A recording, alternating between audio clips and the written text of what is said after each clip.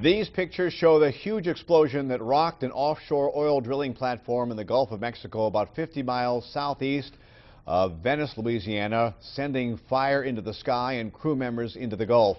While most of the 126 people on board that rig were rescued after the explosion, the Coast Guard says it is searching for a dozen people who are still missing.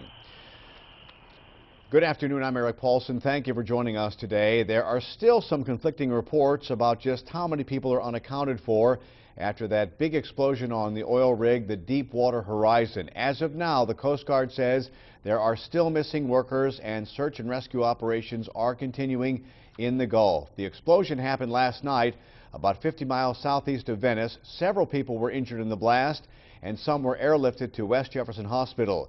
Jill Hazu is joining us at West Jefferson where our coverage begins. And Jill, what can you tell us? Well, a West Jefferson spokesperson tells us, Eric, that all 4 people that were treated here at the hospital have been released for their injuries related to the oil rig explosion. Now, this all started around 10 o'clock last night. That's when 126 people were on board Transocean's Deepwater Horizon when it exploded. The Coast Guard says 12 people are still missing, while 99 people were rescued. They are now on a boat. They are waiting to leave from that area off the coast of Venice, and they are expected to get into Port Fourchon around 8 o'clock tonight. Now, 15 people have been treated at area hospitals and 4 remain at University Hospital, according to a spokesperson. We do not know the of those people's injuries. Now, this is what it looked like earlier this morning. The Coast Guard spent much of the night in the morning rescuing people from the burning rig and in the water. Officials say 8 people were injured, their injuries ranging from critical to moderate. The Coast Guard tells us that 5 fireboats remain on the water, still trying to put out that massive fire on the rig and in the water. And Plaquemines Parish President Billy Nungesser says this morning that the rig was leaning in danger of collapsing.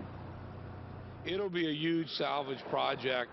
The size of this rig is incredible, so it's going to be a massive recovery, or trying to recover that or get it back right-sided up. And the Coast Guard tells us that 2 investigators are en route or already may be there from Morgan City. One is going to determine what the cause of this blaze and explosion was, and while the others tries to figure out any remaining or any potential environmental impacts from this oil rig explosion. Now, also a phone number was set up by BP. Those are the people that lease the land out there, or at least the water, that area out there. They have set up a phone number for any family members that are worried about their relatives that may have been on that rig. The phone number is 832-587-8554, and the Coast Guard is expected to hold an afternoon news conference where we'll give you more details as they become available. Reporting from Marrero, Jill Hazu, Channel 4 Eyewitness News. And Jill, among some of the conflicting reports we got this morning, the Coast Guard had said earlier that several people were injured critically. Do we know the extent of the injuries?